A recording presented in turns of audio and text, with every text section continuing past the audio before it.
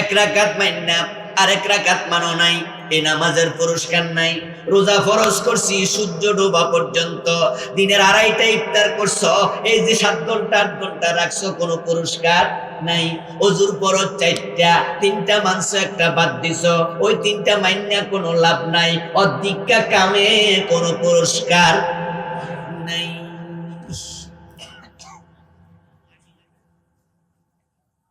আপনি বাকি অর্ধেক কেন মানেন না?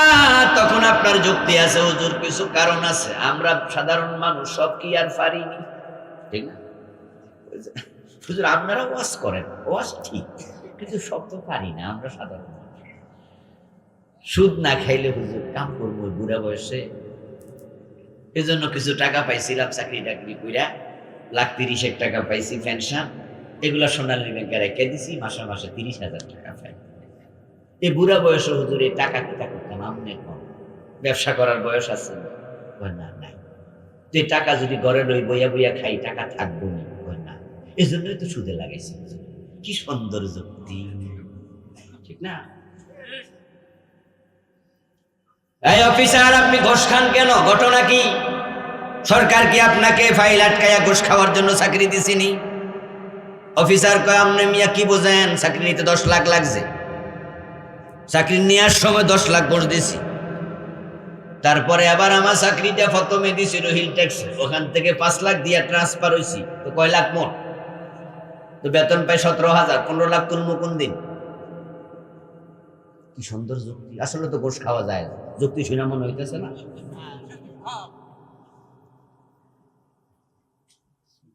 ও মিয়া ফাইল আটকায়া যুক্তি দেয়, 17 লাখ টাকা 15 লাখ খরচ করছি, বেতন যা পাই 20,000 25,000, এগুলা দিয়ে চলে না, এই জন্য 17 লাখ 18 লাখ তুলবো কেমনে, তাই ঘুষ খাইতেছি। যুক্তি দিয়া বুঝায় ঘুষ খাওয়া তার অধিকার, অথচ ঘুষ দিয়া চাকরি নেয়া হারাম, তারপরে আবার ঘুষ দিয়া ট্রান্সফার, এটা আর একটা কবিরা গুনাহ, হারাম। এখন ঘুষ খায়, এটা 3 নাম্বার কবিরা গুনাহ, অথচ তার যুক্তি শুনে মনে হয় কোনো গুনাই, এটা তার অধিকার, বরং এটা ঠিক আছে।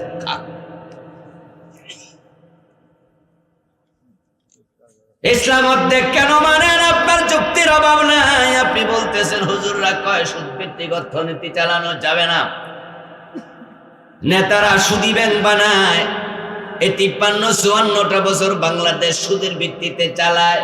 আরে হুজুর তোমরা কি বোঝো, তোমরা কি আর দেশ চালাইছো নি? যদি রাষ্ট্রে সুদ না থাকে তাহলে IMF ঋণ দেবে না, বিশ্ব ব্যাংক দেবে না, ADB দেবে না, এই দেবে না, ও দেবে না। ঋণ যদি না পায় রাস্তা বানাবো কি দিয়া?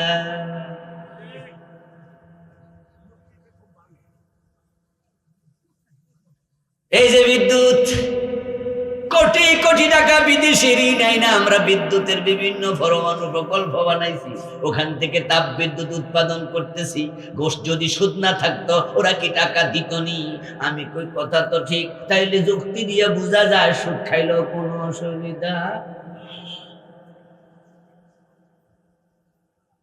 অদস্ত আপনি শীতের যুক্তি দেখায়া 3 ফরজ মানলেন, পা ধুইলেন না, এই যুক্তিতে ওযু চলে না। বেশি ক্ষুধা লাগছে, দিনের আড়াইটা ইফতার করে লাইছেন, এই যুক্তিতে রোজা চলবে না। আল্লাহ বলছে দুখুলু ফিস-সিলমি কাফা, ইসলাম পুরা মানা লাগবে, কোন যুক্তি চলবে না। ইসলাম মানে আত্মসমর্পণ। বাংলাদেশ ইসলাম অর্থ শান্তি, এই অর্থটা সবাই জানছে, এটা ইসলামের মৌলিক অর্থ নয়। এই অর্থটাও আছে, তবে এটা অমৌলিক। ইসলামের মৌলিক অর্থ হলো আত্মসমর্পণ করা, নিজেকে সঁপে দেয়া। ওয়ালাহু আসলামা মান ফিস সামাওয়াতি ওয়া মান ফিল আরদি তাওআন ওয়া কারহা, আকাশ এবং জমিনে যত মাখলুক ইচ্ছায় অনিচ্ছায় সবাই আল্লাহর কাছে আত্মসমর্পণ করেছে। ওয়ালাহু আসলাম إذ قال له ربه أسلم قال أسلمت لرب العالمين আল্লাহ ইব্রাহিমকে বলেছিলেন, ইব্রাহিম আত্মসমর্পণ করো। ইব্রাহিম আলাইহিস সালাম বলে, আমি রবের কাছে আত্মসমর্পণ করলাম। ইসলাম শব্দের 1 নাম্বার মৌলিক অর্থ হলো কথা বলেন কিছু ভাইরা, যেটা ইংরেজি বলে সারেন্ডার। আত্ম মানে নিজ, সমর্পণ মানে সঁপে দেয়া। তো আত্মসমর্পণ মানে নিজেকে সঁপে দেয়া। এর মানে আপনার নিজের বলতে আর কিছু থাকবে না। এবার সবাই বলুন তো, যারা জানেন আমরা নিজকে সঁপে দেব কার কাছে? এখন আল্লাহর কাছে সঁপে দেওয়ার মানে হলো আমার আল্লাহ যা বলে তার বাহিরে চলার অধিকার আর নেই।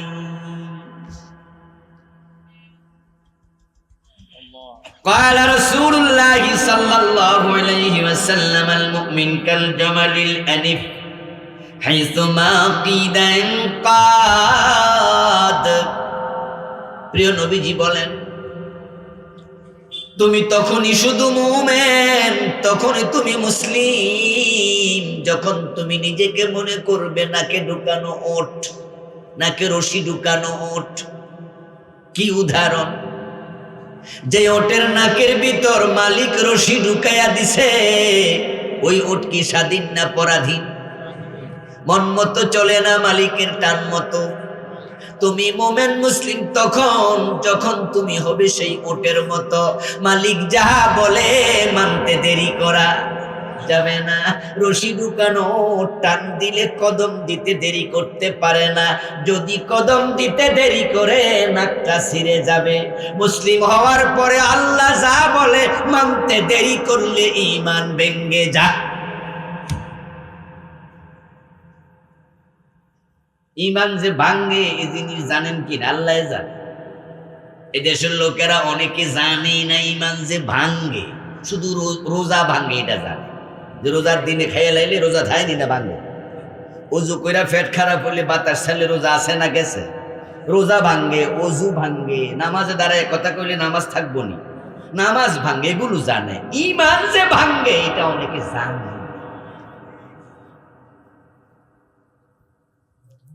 অথচ কোরআনে আল্লাহ বলে, ইন্নাল্লাযীনা কাফারু ইন্নাল্লাযীনা আমানু সুম্মা কাফারু সুম্মা আমানু সুম্মা কাফারু সুম্মা ইজদাদু কুফরা লাম ইয়াকুনিল্লাহু লিয়াগফিরা লাহুম। ঈমান আনলো আবার কাফের হয়ে গেল, আবার ঈমান আনলো আবার কাফের হয়ে গেল। তাহলে বুঝা গেল ঈমান ভেঙ্গে কাফের হয়ে যায়। এখন ঈমান ভাঙ্গে, দুই একজন হয়তো কইবেন জি হুজুর জানি। কয় কারণে ভাঙ্গে? কয় কারণে রোজা ভাঙ্গে, কয় কারণে নামাজ ভাঙ্গে, কয় কারণে অজু ভাঙ্গে। এগুলো মুক্তবে শিখানো হয়। অজু ভাঙ্গার কারণ কি, নামাজ ভঙ্গের কারণ কি, কিন্তু ঈমান ভঙ্গের কারণ অনেকেই জানে না। এজন্য অনেক নামাজি মুসলমান, অথচ তার ঈমানটাই।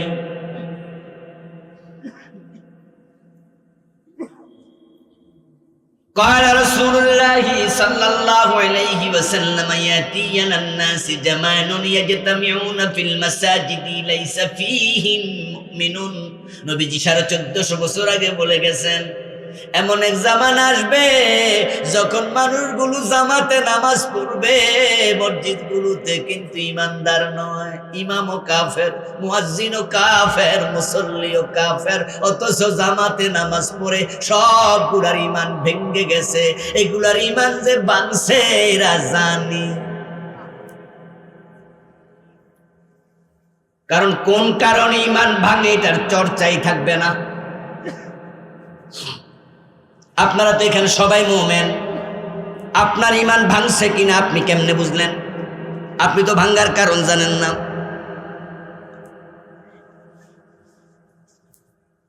ওযু করে মসজিদে গেছেন, নামাজ পড়ার জন্য ঢুকছেন মসজিদের বারান্দায়, পেট খারাপ, হঠাৎ করে একটা কাশ দিয়েছেন, কাশ দেওয়ার সাথে সাথে হাওয়া বাইরে হয়ে গেছে নিচ দিয়া।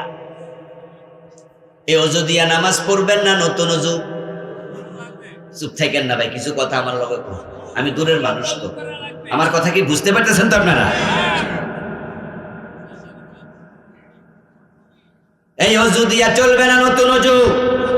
আচ্ছা, আপনার যে হাওয়া বাইর হয়েছে কেউ তো জানেই না নতুন অজু কি দরকার, কেউ তো টের পায় নাই, চালাইয়া দেন। কিন্তু না, একজন এটা করবে না, কারণ সবাই জানে, কেউ না জানুক, জানে কে? আল্লাহর ভয় কলিজা আছে, এতে আপনি আবার উজু করবেন, যত শীত লাগুক, ঠিক না? যত ঠান্ডা হোক পানি, উজু আবার করুন। এখন ইমান ভাঙলে রোজা কি জানি কয়ে, উজু ভাঙলে যদি নতুন উজু লাগে, যদি রোজা ভেঙে যায় রোজা কাজা করা লাগে, ইমান ভাঙলে আবার নতুন ইমান দরকার আছে না নাই? এখন ইমান যে ভাঙছে জানেই তো না, নতুন ইমান আনবে কেমনে? এই অবস্থায় যদি মারা যায় সে বেঈমান। ইমান ভাঙার মোট কারণ হলো 10টা। আমার লিখা 8টা কিতাব আছে, তার মাঝে এটা একটা। এটার নাম হলো ইমান, কুফর ও নিফাক। ইমান ভাঙ্গার 10টি কারণ আমি এই বইতে লিখেছি। বিভিন্ন রাইটারের ইমানের উপরে বই আছে, পড়বেন। আমার দোস্ত, বাংলাদেশের লোকেরা ইসলাম মানে অর্ধেক, আবার তো মানে অর্ধেক ইমান সারা মানে। কাদিয়ানির নাম শুনছেন নি? শুনছেন? বলুন তো, কাদিয়ানি মোমেন না কাফের? তাদের কি মসজিদ নাই? নামাজ পড়ে না, তো কাফের হইয়া নামাজ পড়ে কেন? আমি সেটা বলিনি, কোন কারণে কাফের হয়েছে সেটা বলিনি, বলছি কাফের হইয়া নামাজটা পড়ে কেন? কাফের হওয়ার পরেও কাদিয়ানি নামাজ পড়ার কারণ, তারা যে কাফের এটা নিজে বোঝেই না, মনে করতেছে কাফের নাই, ঠিকই আছে। মসজিদে গিয়ে আল্লাহরে সেজদা দেয়, আবার মাজারে যায়া পীরের পায়ে সেজদা দেয়, দরবারে যায়া পীরের পায়ে সেজদা দেয়। এমন মুরিদ বাংলাদেশে আছে না নাই? যে পীরের পায়ে সেজদা দিল, বেটার ইমান আছে না গেছে? লোকটা মুমিন না মুশরিক? অথচ বেটা আবার নামাজে গিয়া কই ইয়াকা নাবুদু, আল্লাহ তোমার গোলাম। ওটা নাকি?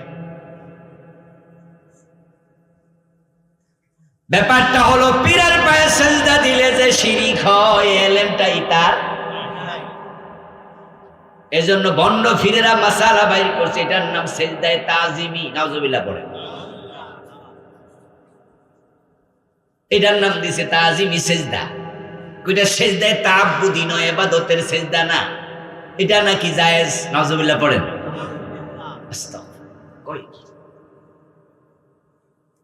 আমার দোস্ত, আপনি যদি ইসলাম কিছু মানেন আর কিছু মানেন না, তাহলে আপনিও তাদের মতো ইমান নাই। কাদিয়ানি কাফের, কারণ তারা কোরআনের একটা আইন মানে না। কয়টা? সেটা হলো নবী মুহাম্মাদের শেষ নবী, রাসূলুল্লাহ শেষ নবী। এমন আয়াত কোরআনে আছে কিনা? মা কানা মুহাম্মাদুন আবা আহাদিম মির রিজালিকুম ওয়ালাকিন রাসূলুল্লাহি ওয়া খাতামান নাবিয়্যিন। এ খাতাম, খা আলিফ তা মিম, খাতাম মানে শেষ। قال رسول الله صلى الله عليه وسلم انا خاتم الانبياء ولا نبي بعدي। আমি শেষ নবী, আমার পরে আর।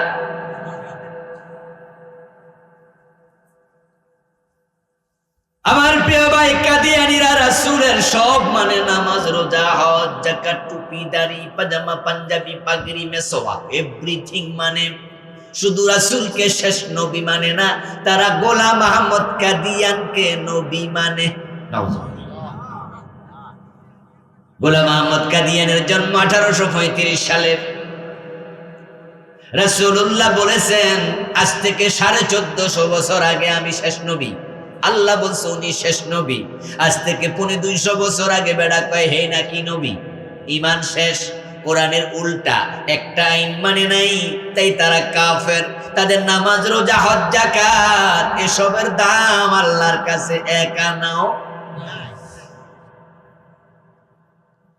ইমান হলো একের মতো, আর আমল হলো একের ডানে শূন্যের মতো। ইমান যদি থাকে, এক হলো ইমান, এবার একটা আমল করো, নেকি হবে কমপক্ষে 10। সুবহানাল্লাহ পড়ে। মা জাআ বিল হাসানাতি ফালাহু আশরু আমসালিহা। সুবহানাল্লাহ। ইমান যদি থাকে, একটা আমল করো 10, একের পাশে একটা শূন্য দিলে কত হবে ভাইয়েরা? 2টা দিলে, 3টা দিলে, এবার এক মুছে দেন।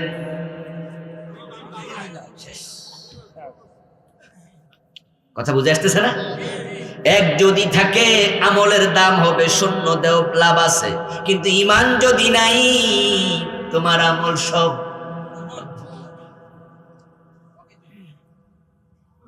এখন কাদিয়ানীদের ইমান নাই, কারণ তারা কোরআনের একটা আইন মানে না। আর একটা প্রশ্ন করি, একটু জবাব দেন তো, ইবলিস শয়তান মুমিন না কাফের? সে আল্লাহর কয়টা আইন মানে নাই? এবার আসেন আমাদের কাছে, আমরা মানি না কয়টা? কি ফেস লাগতাছে হিসাব মিলান। মনে মনে তো ভাবতেছেন বেহেশতে যাইয়া কাঁঠাল খাবেন, মুছে তেল দিচ্ছেন, কষ্ট যেন না লাগে।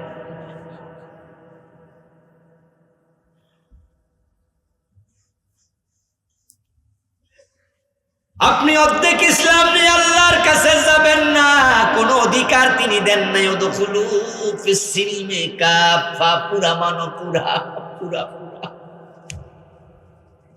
অর্ধেক মানার কোন সিস্টেম ইসলামে নাই, কিন্তু সিস্টেম আমরা বানাইয়া নিছি।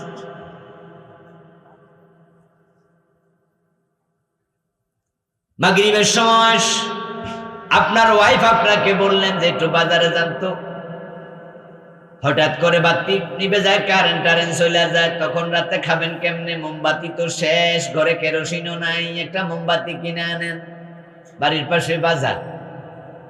তা আপনি বউরে কইলেন ঠিক আছে নামাজটা পড়া যাইতাছি।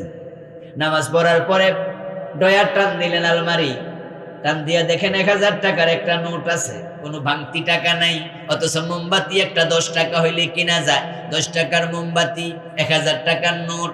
আমি বুড়া মানুষ, এটা লইয়া বাজারে যাবো মাগরিবের পরে, পকেট মার হাত দিয়া নিলে 1000ই লস। এখন কি করি? টাকা ছাড়া গেলে মোমবাতি দেবে না।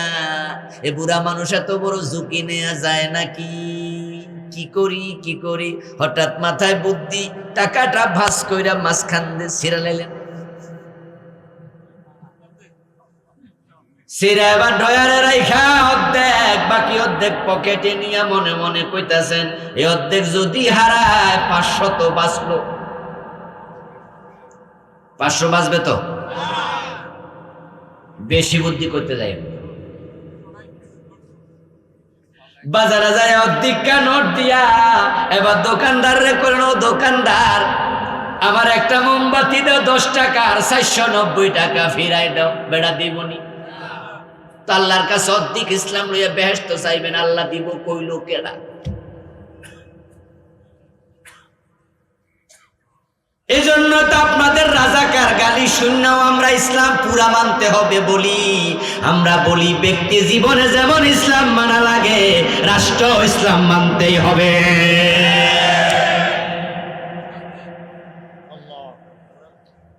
নামাজ রোজা ইসলাম মানবা, আদালতে আর মানবা না। তুমি কেমন মুসলমান? তুমি তো সুবিধাবাদী।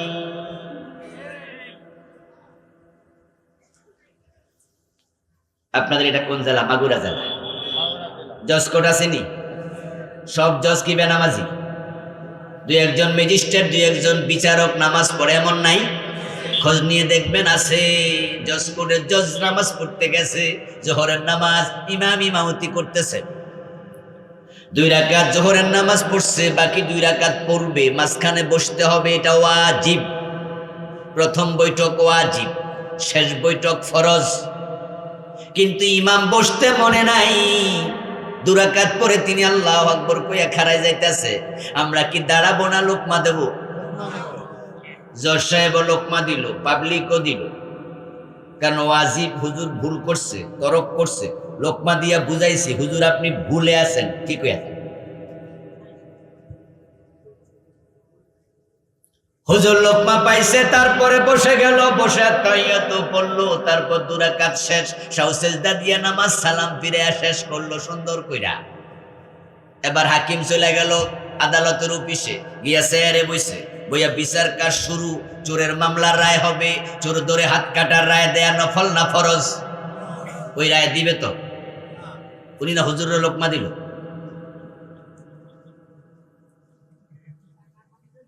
কথা বোঝেন নাই? এই মাত্র না হুজুরের লোকমা দিয়া গেল জজ সাহেব।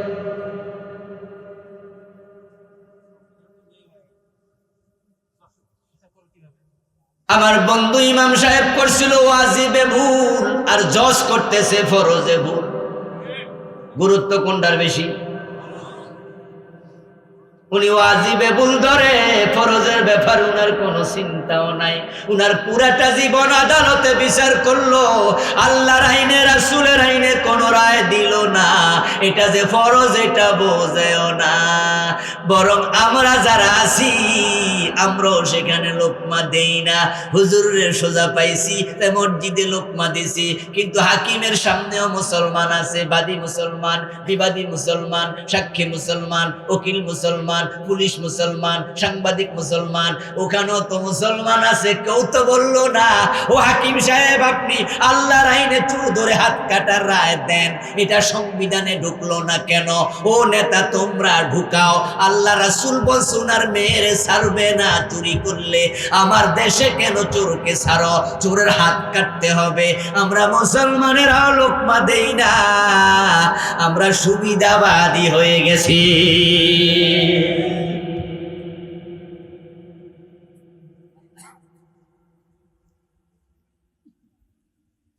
অধিকা ইসলাম লই আল্লাহর কাছ পর্যন্ত মুসলমান যাওয়ার কোনো সুযোগ নাই, এটা সিস্টেমে নাই। আদম আলাইহিস সালাম আল্লাহর জান্নাতে, মা হাওয়া আলাইহিস সালাম জান্নাতে। আল্লাহ বলছিলেন ফালা তাকরাবা হাদিহিস শাজারা, ওই গাছের কাছে যাইও না, মানা করছিল না? আদম এবং হাওয়া আল্লাহর এই কথাটা মানে নাই। فلما ذاقا الشجرة بدت لهما سوآتهما, তারা গিয়ে ওই গাছের ফল খাওয়া শুরু করলো, সাথে সাথে জান্নাতের কাপড় খুলে পড়ে। আল্লাহর কয়টা আইন মানে নাই? বলেন না, সবাই বলেন না কথা, কয়টা? আর আমরা মানি না কয়টা? তো যেই জান্নাতে আল্লাহর একটা আইন মানে নাই, আমাদের মা আমাদের বাবা আদম হাওয়া ওদের আল্লাহ কাপড় খুললা নিছে, ওই ডজন ডজন বাদ দিয়া ওই জান্নাতের কাপড় পরবেন, এটা ভাবলেন কেমনে?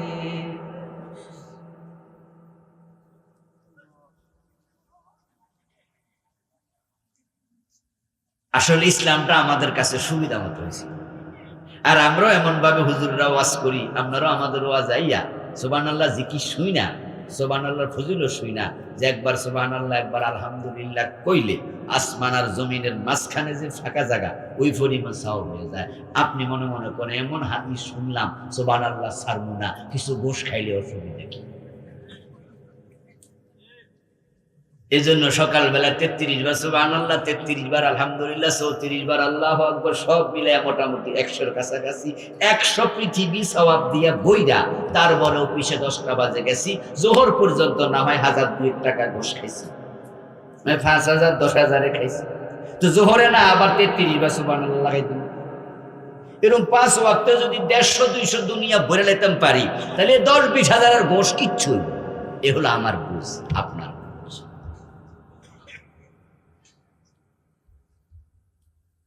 আন্দাজ চলছি। অথচ আদম হাওয়া আল্লাহর একটা কথা শুনে নাই, জান্নাতের পোশাক খুলে নিয়ে গেছে, তারপরে জান্নাত থেকে বের করে দিয়েছে। যাও বেরিয়ে যাও। فَإِمَّا يَأْتِيَنَّكُم مِّنِّي هُدًى فَمَن تَبِعَ هُدَايَ فَلَا خَوْفٌ عَلَيْهِمْ وَلَا هُمْ يَحْزَنُونَ। সুবহানাল্লাহ পড়েন। ও আদম হাওয়া, জান্নাত থেকে বের করে দুনিয়ায় পাঠালাম, এই জান্নাতে আবার কিভাবে আসা লাগবে? আমার পক্ষ থেকে ওহী যাবে। ওই ওহি কিতাব যদি মানো আবার জান্নাতে আসতে পারবা। এখন জান্নাতে যেতে হলে আল্লাহর ওহি মানা দরকার আছে না নাই? এখন আমরা অর্ধেক মানতেছি, অর্ধেক। আল্লাহ কি বলে শুনুন, ইয়াকুলুনা নুমিনু বিবাদিন ওয়া নাকফুরু বিবাদ ইউরিদুনা ইয়াত্তাখিযু বাইনা যালিকা সাবিলা উলাইকা হুমুল কাফিরুনা হাক্কা। কোরআনের আয়াত শোনাচ্ছি। এই গ্রামে নাকি অনেক হাফেজ, শুনলাম প্রায় 100 কম বেশি। 100 বেশি হবে? এত হাফেজ বাংলাদেশে অন্য কোন গ্রামে আছে আমি মনে হয় জানি না। আলহামদুলিল্লাহ, ওলামা নগর, হুফাজদের নগর। আল্লাহ তাআলা এই গ্রামটাকে আলেম দিয়ে ভরপুর করে দিন, বলেন আমিন। যারা হাফেজ হচ্ছে তাকে আলেম বানাবেন সবাই। এই জন্য হাফেজদের বাবাদেরকে বলবো, সন্তানকে হেফজ শেষ করে থেমে যাবেন না, তাকে আবার কিতাব লাইনে ভর্তি করে দেবেন, আলেম বানাবেন। কারণ কোরআন সে মুখস্থ করছে, মুখস্থ করা প্রমাণ করে তার মেধা আছে। 1+ মেধা না হলে কোরআন মুখস্থ করা যায় না, ভালো মেধাবী সে। এখন সে পড়লো, কিন্তু আল্লাহ কি বললো সে বুঝলো না। তো না বুঝলে সে মানুষকে বুঝাবে কেমনে, নিজে মানবে কেমনে? এজন্য পড়ার সাথে সাথে বুঝা দরকার আছে না নাই? কোরআন হচ্ছে বুঝার কিতাব, মানার কিতাব, শুধু তেলাওয়াতের কিতাব না। আফালা ইয়াতাদাব্বারুনাল কুরআন আম আলা কুলুবিন আকফালুহা।